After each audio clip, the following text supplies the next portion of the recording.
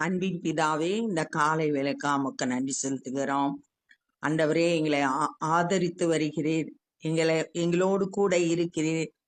எங்களை பலப்படுத்துகிறீர். அதற்காக உம்மை துதிக்கிறோம். கிறிஸ்துவின் வசனம் சகல ஞானத்தோடும் பரிபூரணமாய் வாசமாய் இருப்பதாக என்று சொல்லியிருக்கிற வசனத்தின்படி உம்முடைய வார்த்தைகள் எங்களுக்குள்ளாய் நிலைத்திருந்து ஆண்டவரே பலன் தரத்தக்கதான கிருபையை தாங்க. இந்த நாளின் வேத தியானத்தை எங்களுக்கு ஆசீர்வதிங்க. நேசிக்கிற இயேசு கிறிஸ்துவின் இனிய நாமத்தில் கேட்கிறோம் பிதாவே, ஆமென். அப்போஸ்தலர் 7வது அதிகாரம் 37வது வசனம். இது ஸ்தேவான் தன்னிடத்துல விசாரித்த ஆலோசனை சங்கத்தார் முன்னாடி குற்றப்படுத்திய அந்த மக்களுக்கு பதிலா சொல்லக்கூடிய வார்த்தைகள்ல இருந்து நம்ம தியானிக்கிறோம். இப்ப 37வது வசனம். இஸ்ரவேல் புத்திரரை நோக்கி, உங்கள் தேவனாகிய கர்த்தர் உங்கள் சகோதரரில் இருந்து என்னை போல ஒரு தீர்க்கதரிசியை உங்களுக்கு எழும்ப பண்ணுவார், அவருக்கு செவி கொடுப்பீர்களாக என்று சொன்னவன் இந்த மோசேயே. இப்ப நம்ம மோசேயை குறித்து ஸ்தேவான் சொன்ன வார்த்தைகளை தியானித்து வர்றோம்.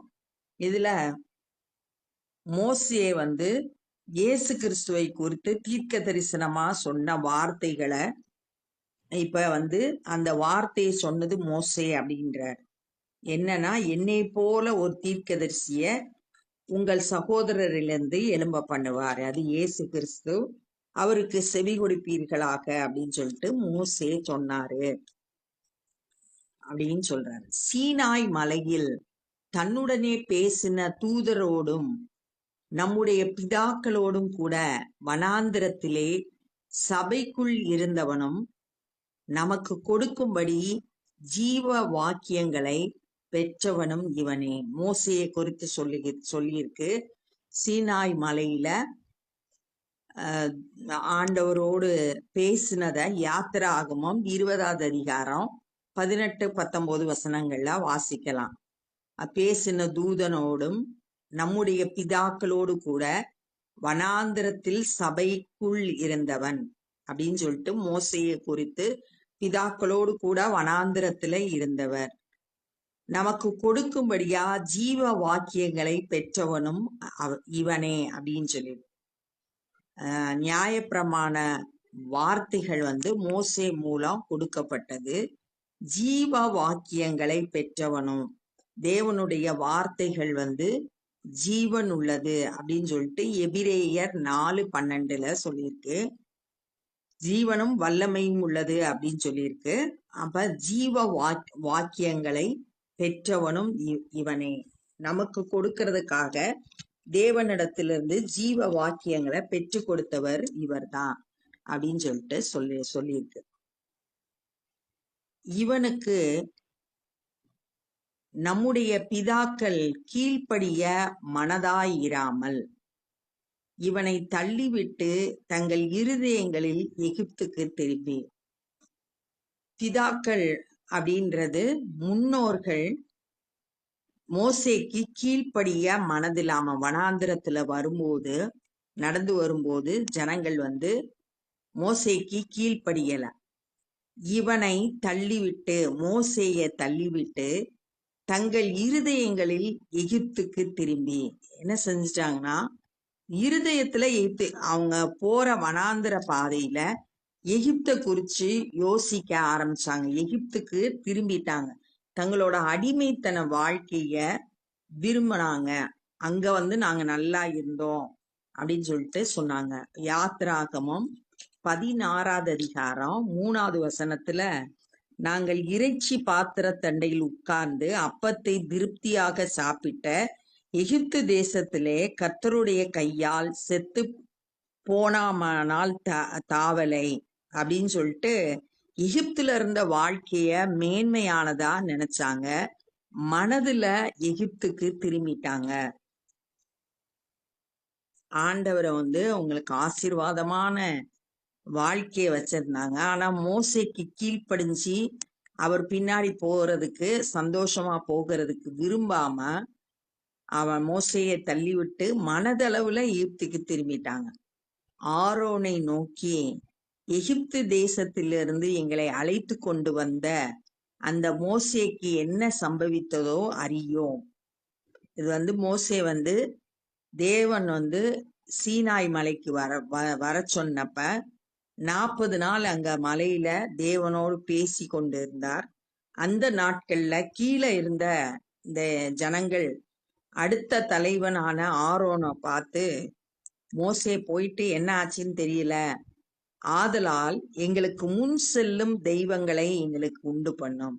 மோசையை பத்தி என்ன நடந்துச்சுன்னே தெரியல, அதனால எங்களை வழி நடத்தி செல்றதுக்கு தெய்வங்களை நீ ஏற்படுத்தி கொடு அப்படின்னு சொல்லிட்டு கேக்குறாங்க. யாத்ராகமம் 32வது அதிகாரம் 1 மற்றும் 32வது வசனத்துல இத நம்ம வாசிக்கலாம். அந்நாட்களில் ஒரு கன்றுக்குட்டியை உண்டு பண்ணி அந்த விக்கிரகத்திற்கு பலியிட்டு தங்கள் கையின் கிரியைகளில் களிகூர்ந்தார்கள்.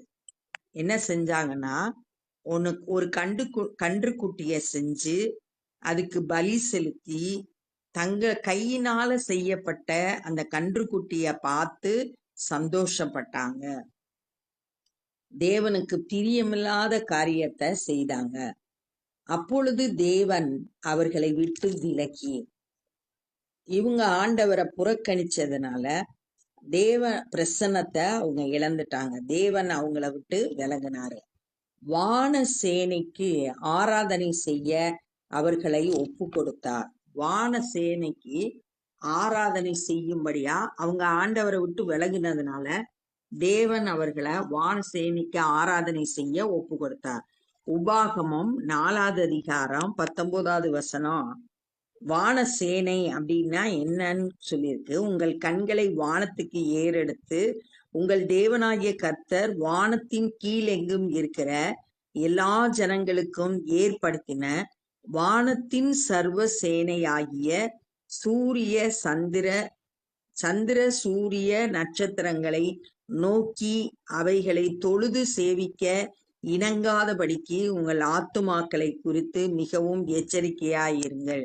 அப்ப வான சேனைன்றது சந்திரன், சூரியன், நட்சத்திரங்கள். அத ஆராதனை செய்யும்படியா ஒப்பு கொடுத்தார். அதை குறித்து இஸ்ரவேல் வம்சத்தாரே, நீங்கள் வனாந்திரத்தில் இருந்த 40 வருஷம் வரையிலும் காணிக்கைகளையும் பலிகளையும் எனக்கு செலுத்தினீர்களோ என்றும். இப்ப ஆண்டவர் அவங்ககிட்ட என்ன கேட்கிறாருன்னா, வனாந்திரத்துல நீங்க 40 வருஷம் வரும்போது எனக்கு பலி காணிக்கையெல்லாம் செலுத்தினீங்களா அப்படின்னு கேட்கிறார்.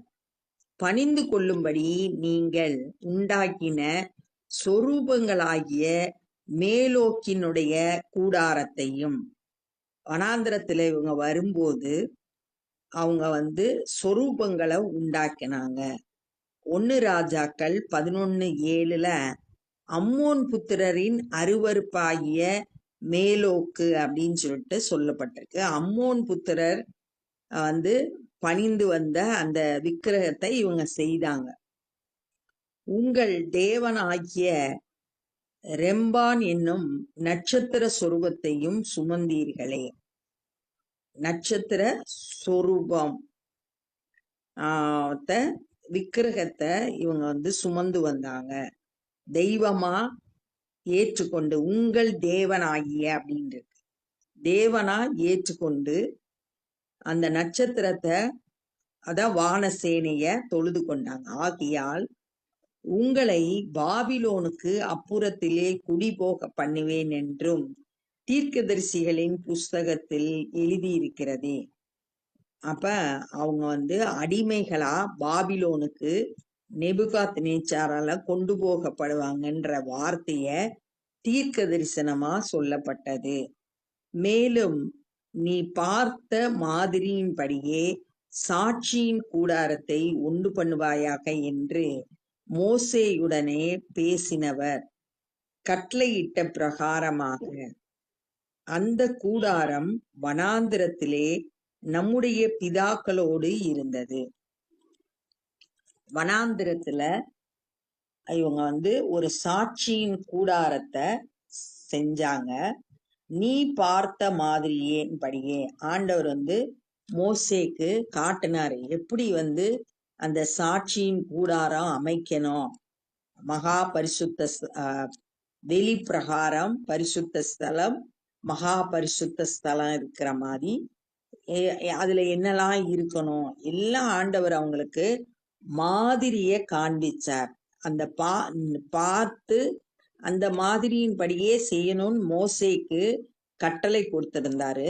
யாத்ராகமம் 25வது அதிகாரம் 9வது வசனத்துல அது மாதிரியே ஆண்டவர் கட்டளையிட்ட மாதிரியே அவங்க சாட்சியின் கூடாரத்தை தம்முடைய பிதாக்களோடு இருந்தது அப்படின்னு இருக்கு. அந்த கூடாரம் தேவன் அதுல வாசம் பண்ணார். தேவ பிரசன்னம் அதுல காணப்பட்டுச்சு. மேலும் யோசுவா உடனே கூட நம்முடைய பிதாக்கள் அதை பெற்றுக்கொண்டு அடுத்து இஸ்ரவேல் மக்களை வழி நடத்தினது மோசேக்கு அடுத்து யோசுவா பொறுப்பெடுத்து இஸ்ரவேல் மக்களை கானான் தேசத்துக்கு வழி நடத்தினாரு.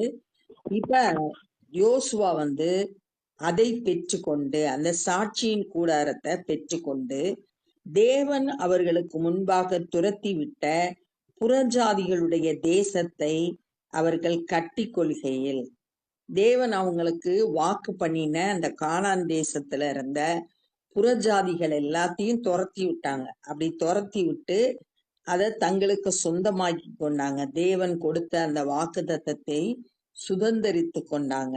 அதை அந்த தேசத்துல கொண்டு அதைன்றது இந்த சாட்சியின் கூடாரம். அந்த கூடாரத்தை தேவனுக்கு பலி செலுத்தும்படியா இருந்த அந்த சாட்சியின் கூடாரத்தை அவங்க இப்ப அவங்க போன தேசத்துக்கு கொண்டு வந்துட்டாங்க, கானான் தேசத்துக்கு. தாவீதின் நாட்கள் வரைக்கும் வைத்திருந்தார்கள். தாவீது நாள் வர்ற வரைக்கும் அந்த சாட்சியின் கூடாரத்துலதான் தேவன் வாசம் பண்ணினார். தேவ பிரசன்னம் இருந்துச்சு. இவங்க தங்களுடைய பாவங்கள் நிவர்த்தியாகும்படி பலி செலுத்தி தேவன் வாசம் பண்ணுகிற இடமா இருந்து வந்தது அப்படின்னு சொல்லிட்டு பாக்குறோம். இந்த நாள்ல நம்ம என்ன கற்றுக்கொண்டோம் அப்படின்னா, மோசே இயேசு கிறிஸ்துவை குறித்து தீர்க்க தரிசனமா சொன்ன வார்த்தைகளை பார்த்தோம். சீனாய் மலையில தேவனுடைய வாக்கியங்களை பெற்று கொடுத்தது இந்த மோசே தான்.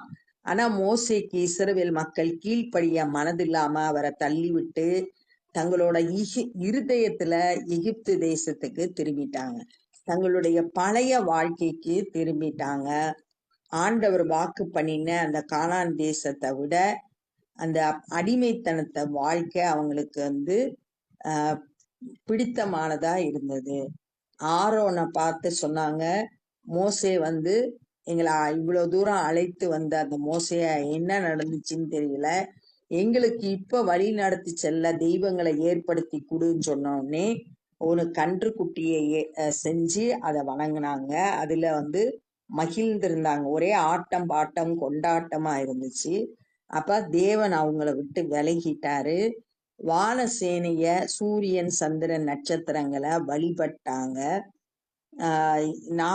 ஆண்டவர் அவங்கள பார்த்து கேட்டாங்க, 40 வருஷமா எனக்கா நீங்க காணிக்கை பலியெல்லாம் செலுத்துனீங்க? நீங்க மேலோக்கி என்னுடைய கூடாரத்தையும் ரெம்பான்ற சொரூபத்தையும் சுமந்து வந்தீங்க. அதனால உங்களை மறுபடியும் நான் அடிமைத்தனத்துக்கு பாபிலோன்ல உங்களுக்கு கொண்டு போவேன் தீர்க்கதரிசி மூலம் ஆண்டவர் அவங்க கூட பேசினாங்க. ஆண்டவர் மோசேக்கு காட்டின மாதிரியின்படி சாட்சியின் கூடாரத்தை வனாந்தரத்துல அமைத்திருந்தாங்க. அதுக்கப்புறம் யோசுவா வழி நடத்தும் போது அந்த புதுசா வந்த கானான் தேசத்திலையும் அவங்க அந்த சாட்சியின் கூடாரத்தை அமைத்திருந்தாங்க. தாவீது நாள் வரைக்கும் அந்த சாட்சியின் கூடாரத்துல தேவ பிரசன்னம் இருந்துச்சு. தேவனை தரிசிக்க அங்க அந்த சாட்சியின் கூடாரத்துக்கு ஜனங்கள் போய் தேவனுக்கு பலி செலுத்தி வந்தாங்க அப்படின்றத தியானிச்சோம். இப்ப நம்ம ஜெபம் பண்ண போறோம். அன்பின் பிதாவே, இந்த நாள்ல நாங்க கற்றுக்கொண்ட இந்த வேத பகுதிக்காய் நன்றி செலுத்துகிறோம். வேத வசனத்தை நாங்கள் அறிந்து கீழ்ப்படிந்து அந்த வேத வசனத்தின்படி வாழ எங்களுக்கு கிருபை தாங்க. உம்மை கனம் பண்ணுகிறவர்களாய், உம்முடைய வார்த்தைக்கு கீழ்ப்படுகிறவர்களாய், உம்மை ஆண்டவரே சேவிக்கிறவர்களாய் நாங்கள் காணப்பட, ஆண்டவரே மோசே நீ கட்டளையிட்டபடியெல்லாம் செய்தார்ன்ற நாங்க தியானித்தோம். ஆண்டவரே நாங்களும் கூட நீங்க சொன்ன வார்த்தையின்படி நடந்து அந்த தேவ பிரசன்னத்துல மகிழ்ந்திருக்க எங்களுக்கு கிருபை செய்யுங்க. இந்த நாள்ல சுவிசேஷ பணியை செய்யறவங்களை கரத்துல எடுத்து பயன்படுத்துங்க. அநேகர் இந்த நாள்ல உம்முடைய அன்பை அறிந்து கொள்ளட்டும். நாங்களும் சுவிசேஷ பணியில எங்களால் இயன்றதை செய்ய கிருபை தாரும். எல்லா துதி கன மகிமையும் உமக்கே செலுத்துகிறோம். நேசிக்கிற இயேசு கிறிஸ்துவின் இனிய நாமத்தில் கேட்கிறோம் பிதாவே, ஆமென். என் ஆத்துமாவே கர்த்தரை ஸ்தோத்திரி, என் முழுவலுமே பரிசுத்த நாமத்தை ஸ்தோத்திரி. என் ஆத்துமாவே கர்த்தரை ஸ்தோத்திரி, கர்த்தர் செய்த சகல உபகாரங்களே மறவாதே. ஆமென். God bless you.